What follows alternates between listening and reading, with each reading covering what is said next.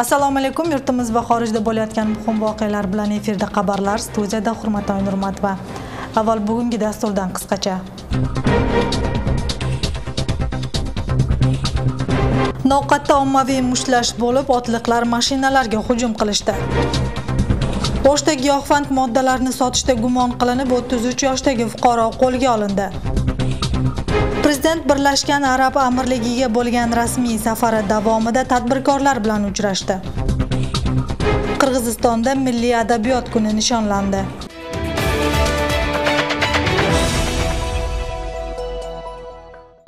Noqat rayoniga qarashli Yangi Noqat qishlog'ida ommaviy mushtlashuv bo'lib, 4 kishi kasalxonaga tushdi. O'sh oblast Ichki ishlar boshqarmasi ma'lumotiga ko'ra, 11 dekabr kuni soat 17 lar atrofida Noqat rayonining Yangi Noqat qishloq hududidagi Jandama qishlog'idagi ko'chalarning birida noma'lum otliq kishilar yo'ldan o'tib ketayotgan mashinalarga hujum qilib, mashina oynalarini sindirib, odamlarga zarar yetkazishgani haqida ma'lumot tarqalgan. Noqat rayoni Ichki ishlar bo'limining Yangi Noqat qishloq militsiyasi bo'limining shaxsiy tarkibi Noqat rayon ichki ishlar bo'limi tezkor tergov guruhi voqea bo'lgan joyga borib, otliqlarni tarqatishgan. Ma'lumotga ko'ra, janjal futbol musobaqasidagi tushunmovchiliklar sababli yuzaga kelgan. Hozirda kelishmovchilikka sabab bo'lgan fuqarolarni ushlab kelib, tekshiruv ishlari bormoqda. Mazkur voqea bo'yicha umumiy 5 ariza tushgan. Ariza egalari avtomashinasiga moddiy zarar keltirilgani va tan jarohati olgani bo'yicha murojaat qilishgan. Ularning barchasi bir millat vakillari bo'lib, tergovga 90 kishi chaqirilgan. Bishkekdagi O'sh bozorida bir kishi o'ziga benzin quyib yoqib yubormoqchi bo'ldi. Ma'lumotlarga qaraganda, u Bereket bozorida sotuvchi bo'lib ishlaydi. Norozilik aksiyasiga 100 ga yaqin kishi yig'ilib, Bereket bozoridagi savdogarlar boshqa yangi binoga ko'chishga qarshi chiqishgan. Ular bozorning yopilishiga qarshilik ko'rsatishmoqda, biroq bozor rahbariyati ularga ogohlantirish bergani aytilmoqda. Eslatib o'tsak, O'sh bozorining savdogarlari Bereket yopiq hissadorlik jamiyati raisi Bolot Begaliyev yerni 2010-yili ijaraga olib, shu yerga savdo kompleksini qurib olganidan norozi. O'rinlarni ijaraga olganlarni yangi savdo markaziga ko'chishga majburlashmoqda. Savdogarlar savdo kompleksini rahbari bilan shartnoma tuzishdan bosh tortishmoqda. O'shda giyohvand moddalarni noqonuniy sotib yurgan 33 yoshdagi gumondor qo'lga olindi. Bu haqda giyohvand moddalarning noqonuniy aylanishiga qarshi kurashish xizmatidan bildirishdi. Ma'lumotga ko'ra, militsiyaning maxsus operatsiyasi 9 dekabr kuni O'sh shahridagi uylarning birida tintuv olib borilib, 1 kilogramm 870 gramm geroin topilgan. Gumondor qo'lga olindi. U uyushgan jinoiy guruh a'zosi qatori Ichki ishlar ministrligining ro'yxatida turadi. Davlat ro'yxatga olish xizmati qoshidagi UNA davlat muassasasining Jalolobod hududiy bo'limida navbat kutganlar soni ko'paygan. Odamlar ko'pligidan tuni bilan navbat kutganlar ham bor. Bu holatga mutaxassislar bir necha oydan beri haydovchilik guvohnomalari berilmay, o'rniga vaqtinchalik guvohnomalar berilgani sababligini aytishmoqda. Mavzuni muxbirimiz davom ettiradi. Kecha уже 9dan boshlab spisak, живой spisak deb yozila boshlabdi. Beknazar Bektashev haydovchilik guvohnomasini olaman deb bir necha kundan beri navbat kutayotganlardan biri. Uzoq navbat kutgandan keyin bugun kerakli hujjatlarni topshiradigan bo'ldi. Biroq yangi namunadagi haydovchilik guvohnomasi hujjatlarni topshirish bilan qo'lga tegmaydi. Uni olish uchun yana bir necha kun kutishga to'g'ri keladi. 11da gelsam, tungi 1da gelsam, 57-ochitka bo'lib yozildi. Men 3 kundan beri juramaymiz. 2 kun o'chirtib qoldi. Ananda bir gün gelip öçürtüm tigen günü уже men bazada jo'g'im. Pasport bazaga tushib kerak endi. Anan kecha da bitmay qoldi. Bugun buyursa hozir bitadi degan niyatda turamiz. Beknazar kabi guvohnoma olaman deb navbatda turganlar soni tushgacha 200 dan ortadi. Avtomashinasining raqamini almashtirish va boshqa hujjat ishlarini bitirgani kelganlarni qo'shganda bu yerdagilar soni 400 dan ortadi. Navbat o'tib ketishidan qo'rqqanlar tuni bilan muassasa eshigi yonida turadi. Ular orasida Rossiyaga ketish uchun chipta olib, endi ilojsiz qolganlar ham bor. Bilet olib qo'ygan. O'shalda ham ertaman kelib o'chirtga turib 203-o'chirtga tiyib ketdim uyga. Hozir kelib yozildim. Hem bir o'shaga chayin pravam kelib ya guman. Ketishim kerak. Men da o'sha Moskvada ishlayman. Shu pravo uchun yuramiz. UNA davlat muassasasining Jalolobod hududidagi bo'limi mutaxassisi Sultonali Sulaymonov holat yuzasidan izoh berar ekan, bunday uzoq navbat kutish vaqtincha ekanini ta'kidladi. Кезек күтүү бул мыйзам ченемде көрүнүш болуп атат. Анткени өзүңүздөр кабарыңыздар бар, 3 айдан бери эме келбей калган. Жаңы көйлүктөр. Ошондуктан булар азыр эми 9-дан баштап запуск башталды. Биз ошо кнопканы башталганда, басканда биз дагы бу жерде басып баштадык. Мурда биз бир гана эме менен баштасак, камера менен иштесек, азыр 2 камера иштеп атат. 2 адис тынбай иштеп атат да. 1 минуттагы биз эме кылган жокпуз. Мисалы үчүн обедке дың эт 12-де башталды, 12-де чыгат, дың эт саат 1-де болуп отуруп калып ишти башташып атат. Raqamlashtirish yili munosabati bilan Qirg'izistondagi barcha muassasalar elektron navbat kutish paydo bo'lgan. Biroq uni davlat muassasasining Jalolobod hududiy bo'limida esa odamlar qog'ozga yozilib olib, tartibsiz navbatda turishadi. Ta'kidlab o'tsak, yangi rusumdagi haydovchilik guvohnomasi 9-dekabrdan boshlab berila boshlaydi. Uning narxi 747 so'mni tashkil etmoqda. Bu avvalgi narxga qaraganda deyarli 2 hissa arzon. Bugun Oshdagi Alimbek tadqiqot etnografiya bog'ida Aql Chekeniylar jamoatchilik birlashmasi tomonidan norozilik aksiyasi uyushtirildi. Ular yaqinda Bishkekdagi Gaparativ nomidagi tasviriy san'at muzeyidagi ko'rgazmada xalq oldiga yarim yalang'och holatda chiqqanlarga qarshi ekanliklarini bildirishdi. Qirg'izistonda bunday tadbirlar nodavlat tashkilotlar tomonidan uyushtirilayotganini aytib, ularga qarshi harakat qilish kerak degan fikrni bildirishdi. Shu bilan birga yoshlar bilan tez-tez yig'inlar o'tkazib, milliy urf-odatlarni saqlash ahamiyat berish kerakligini ta'kidlashdi. Ta'kidlab o'tsak, Aql Chekeniylar tashkiloti yoshlarga milliy urf-odatlarni o'rgatish va rivojlantirish bo'yicha ish olib boradi. Hukumat NPO'larga biz qarshimiz. Sebebi bizning o'zimizning Qirg'izistonimizni mazaqtab, qirg'iz qizlarimizni jilang'ach hech vaqtda chiqargan emas. Qirg'iz ayollari, qirg'iz yigitlarimiz shu ata-babalarimizdagi ayavay adeptүү, ымандуу болуп келишкен. Ошондуктан биз ушу бей өкмөт уюмдардан суранып кетебиз. Биздин Кыргызстандын кыжырын келтирбестен ушундайда токтотсун. НПО'лор жок болсун.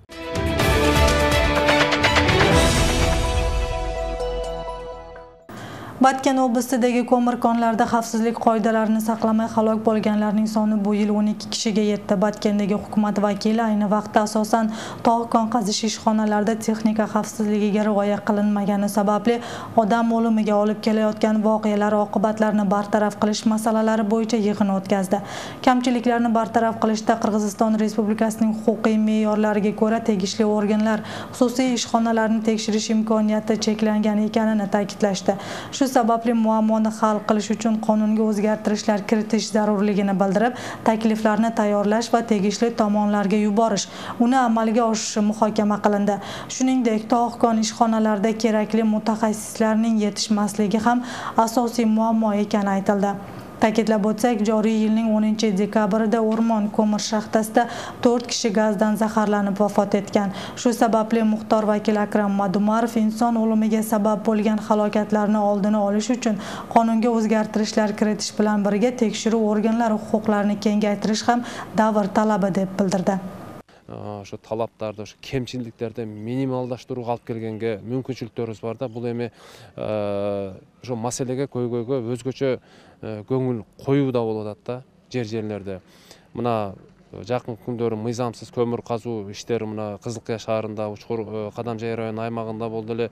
Биз аларга бөгөт коюп, коюу менен бирге ушул мыйзамсыз казып аткан биздин жарандарга мындай ошол мыйзамдуу кылуунун жолдоруну биргеликте иштеп, аукционду мына 24 январга койдуруп бердик. Prezident So'ronbay Jeenbekov bugun Birlashgan Arab Amirligiga bo'lgan rasmiy tashrifi davomida yirik kompaniyalar va tadbirkorlik muhiti vakillari bilan uchrashdi. Bu haqda Prezident apparatining matbuot xizmati bildirdi. Prezident ta'kidlashicha, Qirg'iziston bilan Arab Amirligi o'rtasidagi tovar almashuvining ko'lami uncha katta bo'lmagani bilan bu tarmoqda katta imkoniyatlar va birgalikda amalga oshiradigan yirik daromad bor. Bizning asosiy maqsadimiz ikki davlat o'rtasidagi tovar almashuvi ko'lamini orttirish, Qirg'izistonga arab investitsiyalarini jalb qilish. Hozirda investorlar qiziqadigan kichik va o'rta GESlarni qurish bo'yicha loyihalarimiz bor. Shuningdek, turizm tarmog'ida ham imkoniyatlar ko'p. Qirg'iziston ekologik toza va organik mahsulotlarni eksport qilish ko'lamini oshirishga tayyor. Ular Arab Amirligi bozorlarida o'z o'rnini topishiga ishonaman, dedi So'ronbay Jeenbekov. Davlat rahbari Qirg'iziston tomon investorlarga yoqimli sharoitlar yaratish bo'yicha katta harakatlar bo'layotganini ta'kidladi.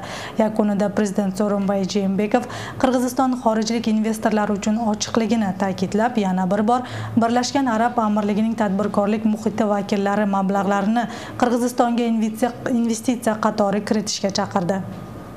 Bishkek shahridagi barcha 47 uchastkaga gaz kiritilishi kerak. Bu havoning bulg'anishini oldini olishning yagona chorasi. Bu haqda birinchi vitse-premyer ministr Qubadbek Bo'ronov Bishkek shahrining ekologik holatini muhokama qilgan majlisda bildirdi. Bo'ronov Bishkek shahrida avtotransport vositalarining ko'pligi havoning bulg'anishiga sabab bo'layotganini bildirdi. Uning so'zlariga ko'ra 2018-yil respublika bo'yicha 1.211.000 avtomashina ro'yxatga olingan. Uning 426.241 Bishkek shahrida. Shuningdek, shahardagi aholi punktlari isitish mavsumida ko'mirdan foydalanishi havoning bulg'anishiga olib kelmoqda. Shu sababli poytaxtning barcha hududlarini gazlashtirish zamon talabi. Qubadbek Bo'ronov tegishli davlat organlariga Gazprom Qirg'iziston kompaniyasi bilan birgalikda Bishkek shahri chetidagi va atrofidagi uylarni gazlashtirish bo'yicha faol ish olib borishni topshirdi.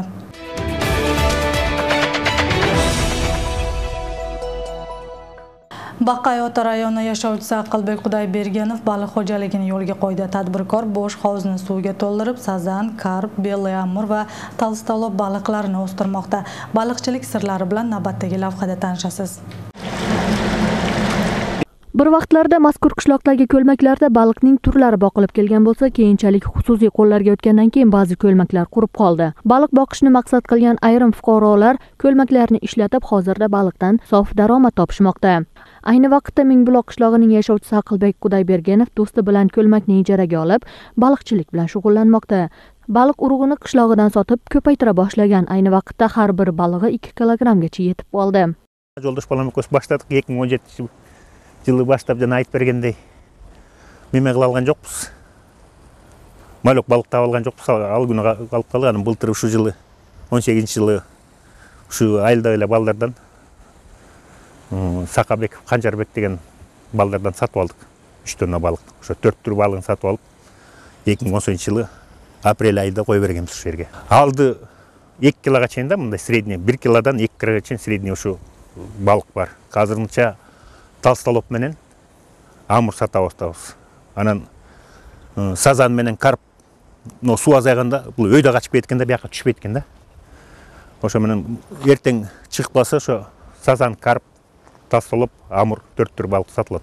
Baliq o'stirish alohida mehnat va e'tibor talab qiladigan tarmoqlardan biri. Sababi baliqlarning dushmanlari ko'p bo'lgani sababli ularni doim himoya qilib turish kerak. Har kuni Aqilbek Qudayberdinov baliqlarga turli yem va ozuqalar berib turadi. O baliq o'rganda yo'q, jasqысын kishne толстолоп балык мен болот экен. Оруду ошо бир-экин калкып чыкты да. Калган балыктар жашнакай эле. Эми берге душманы чымчык болот экен, норко болот экен. Анан эл да бар бир-экин келет. Башында туруш керек. Такай мээнет кылгандан кийин үстүнө карап жүрүш керек экен да. Эми малёкту алып атканда биз ошо $7000 акча жумшаганбыз. Ошо 3 тонна малёкка. Анан ошону салып коюп эле жем салып аттык. Ушул күнгө чейин арпа, будай, сечке берип аттык. Где-то 1,5 жыл ичинде 8 тонна жем бердик. Эми келечекте ушунун баарын өздөштүрүп, көлдү меме кылып, элди балык менен камсыздандырган ой менен эме алып атырык. Оюбузда пландар чоң. Берге форелди өстүрүп көрсөк дагы пландап көрүп атыр, эми ойлор бар да. Ko'lmakdagi baliqlar yetilgandan keyin uydagi suvga olib kelib solib qo'yadi. Shu yerdan xaridorlar o'zlariga yoqqan baliqlarni tanlab olib ketishadi. Мына балыктарды мындай таза сууга келип тазалантырып коет, жанагындай. Элдер келетте, мындай деп, но балыкты алам деп таза балыкты алып кетишет. Мына сууга туруп лака дамданбайт, таза балык. Каалаган но чоңун, но кичинекейин деп келип өздөрү көргүзүп алып кете берет. Tadbirkor ayni vaqtda baliqning 1 kilogramini 200 so'mdan sotmoqda. U asosan Qorabura rayonidagi bozorda va uyda sotishga imkoniyat yaratgan. Yaqin oradan boshlab esa Talash shahridagi markaziy bozorga olib borib sotishni maqsad qilgan. Мындай деп, но балыкты алам деп.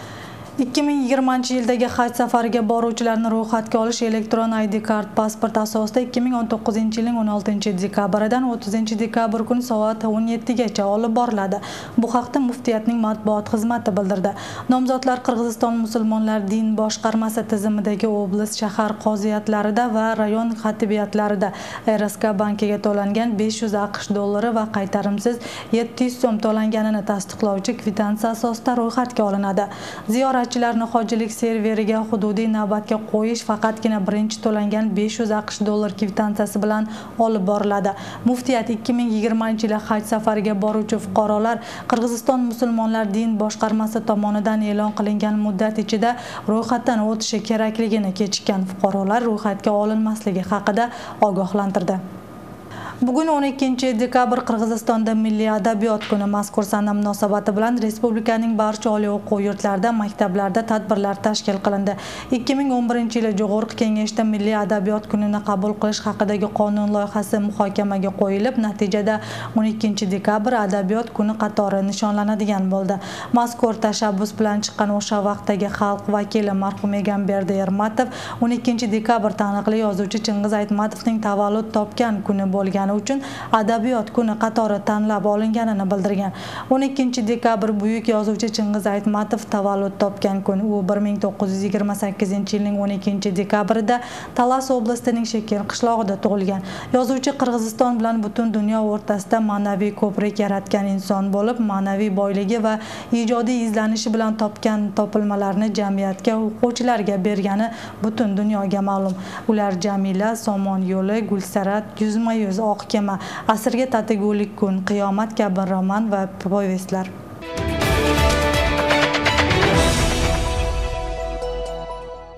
Bugun muxbirlarimiz tomonidan tayyorlangan xabar va lavhalar mana shulardan iborat. Shu va boshqa xabarlarni bizning ijtimoiy tarmoqdagi sahifalarimizdan va intimaq.kj saytimizdan ham tanishishingiz mumkin. Tuningiz osuda o'tsin, xayr-omon bo'ling. Ала райынын эмерчүсү Elite House курулуш компаниясы. Elite House компаниясы сиздерге жакшы маанай каалайт. Александрия шаардын так борборундагы беделдүү райондо орун алган премиум класстагы турак жай комплекси. Анда ыңгайлуулугуңуз үчүн бардык шарттар каралган. Жер астындагы жана коноктор үчүн унаа токтотмо жайы, өнүккөн ички түзүм, абатталган жана тосмолонгон короо, фитнес борбору жана акылдуу үй элементтери. Александрия премиум класстын бардык талаптарына жооп берет. Ага кошумча, Elite House компаниясы сатып алуучуларга 1 жылдык акысыз тейлөө кызматын белекке берет. Elite House менен бирге мыктыны тандаңыз.